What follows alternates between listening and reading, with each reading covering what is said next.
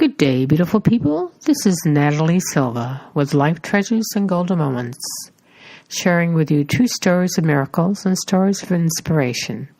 Welcome back. It's always good to be with you.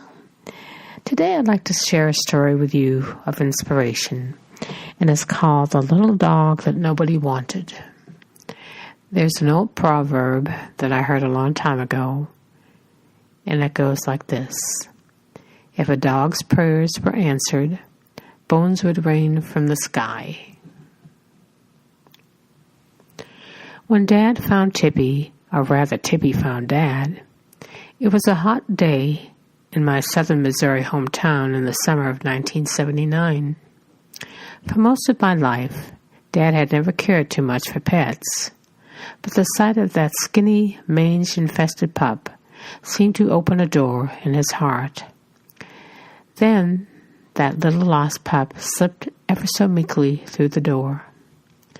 That morning, Dad had been visiting with customers in the electronics shop where he had landed a part-time job after retirement. Suddenly, a terrified, yelping stray puppy bolted through the door. "I've lived many a year," Dad said that evening as he stepped into the house, "but I'd never seen anything so pitiful as this." In his arms, he cradled a cardboard box, and inside the box was a tiny wayfarer from the unimaginable hell. Dad couldn't hold back the tears any longer. "I just couldn't put her back out on the streets. Look at her. We've got to do something to help her. She was just crying and so scared." Dad said as Mom took the box from his arms, "Look at those open sores. Who could be so cruel as to let her get into this condition?" Mom peered down into the box and was repulsed by what she saw. "Oh, she's too far gone," she told my dad, shaking her head in disbelief. "Let's just have the vet put her out of her misery." No bigger than a tea kettle, the wretched little terrier was being consumed by disease and starvation. Lifeless marble eyes bulged sadly atop a thin pointed nose. Bony long legs curled around each other like limp spaghetti on a plate. "I'm awfully sorry," the vet told Dad the next day. "There's really nothing I can do to help her now. She's too far gone." But Dad insisted. "Well, okay, if you want to try, here are some pills and some medical cream to rub on her mange sores. But don't get your hopes up. I doubt if she makes it through the weekend." Dad wrapped the sick little homeless pup back into the old bath towel and carried her to the car. That afternoon, he carried her gently out under the maple trees in the backyard and began the medication treatments. "Every day, your father totes that poor, miserable little creature out under the trees and massages the ointment into her skin," Mom said. "Those oozing sores cover her entire body. He can't even tell what color she's supposed to be. All her hair has been eaten away by the mange and infection." I won't keep her if she gets better," he promised Mom. "I'll find a good home for her if the medicine works."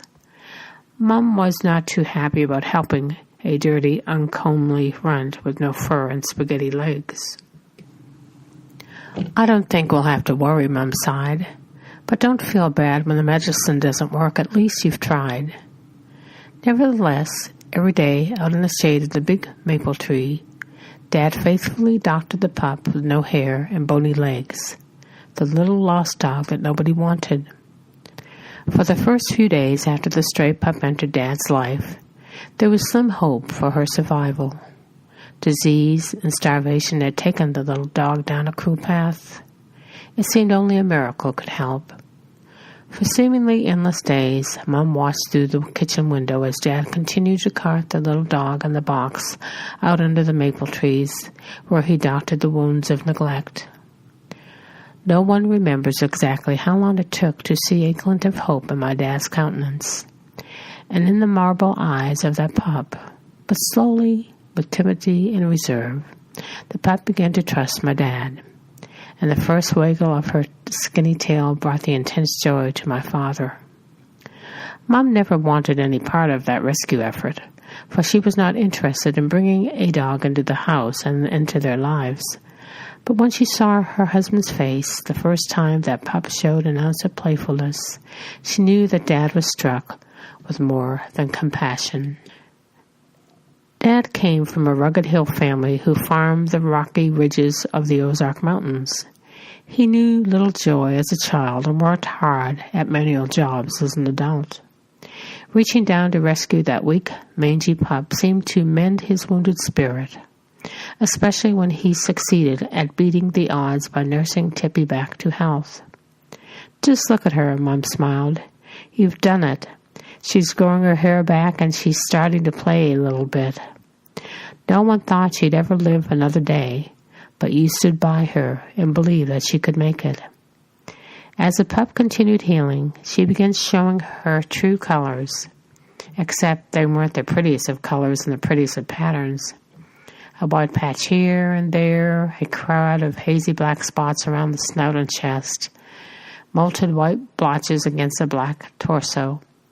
And because of the white tip on her tail, she was given a common name for a common dog, Tippy. "Now, honey, I've tried to find her a good home, but nobody needs a little dog right now," Dad lamented. "I've asked around everywhere. I promise I've tried real hard." Mom knew he was trying about as hard as a man choosing between a lawnmower and a good hammock on a hot summer afternoon. "Well, I don't know who would want her," Mom said. "Even with her grown hair and all those sores gone, she's still kind of ugly and gangly." A few weeks later, after unsuccessfully trying to trade her off on someone, Dad said, "Now, I know she's not a cute little dog, but I guess she'll have to do. Nobody else wants her." "There," he said, and Mom knew the little lost dog that nobody wanted had curled up to stay. She would have to sleep out in the laundry room, not in the house, Mom scolded. Dad and Tippy complied with the rules, and their singular friendship sprouted and blossomed in comforting ways, for they came to need each other during Dad's worst of times. "That pup saw your dad through all his pain and cancer for the next 3 years," Mom recalled. "Sometimes I think God sent that little dog to be with your dad in the end." After Dad died, Mom went out to the laundry room one day and gazed down at the quiet little creature curled up obediently in her cardboard box. Okay, Tippy," she said softly. "Maybe it won't hurt having you come inside the house just once in a while. It's awfully lonesome in there." At that moment, Mom felt connected to the homely little dog, as if Dad's hands were still reaching out, down to help them both in a time of need. In the following months, Tippy and Mom became soulmates of sorts. The cardboard box bed was brought in from the laundry room to Mom's bedroom, where it stayed for the next 14 years. "As long as I had that little dog," Mom said, "it was like a part of your dad was still here." She brought life back into the house. Eventually, the rigors of time and age took their toll on Mom's little friend. Blindness and painful joints set in. With overwhelming sadness and regret, Mom asked my brother to help take Tippy for her final trip to the vet.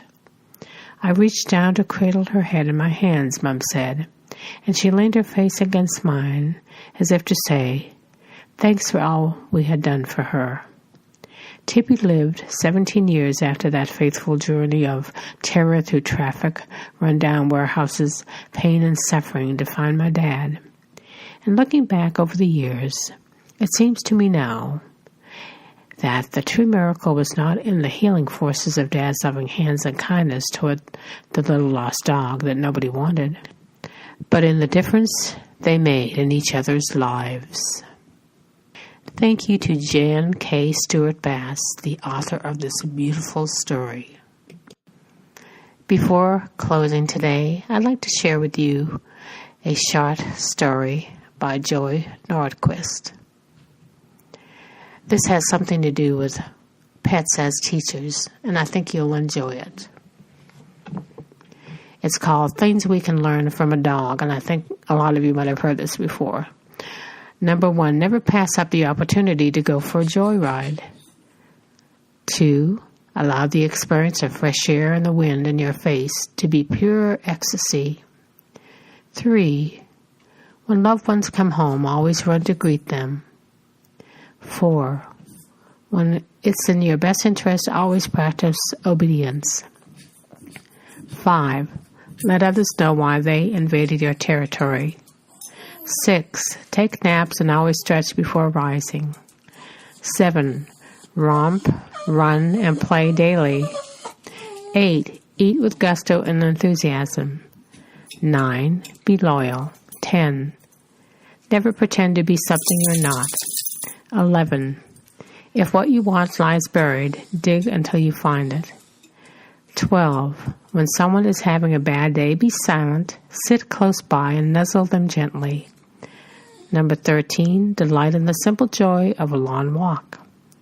14. Thrive on attention and let people touch you. 15. Avoid biting when a simple growl will do. 16. On hot days, drink lots of water and lie under a shade tree. 17. When you are happy, dance around and wag your entire body. 18. No matter how often you are criticized, don't buy into the guilt thing and pout. Run right back and make friends. This is Natalie Silver with Life Treasures and Golden Moments. I hope you have a great week, and I guess in the background you could hear my dogs wanting something now. So you all take care. Until next time, take care and God bless.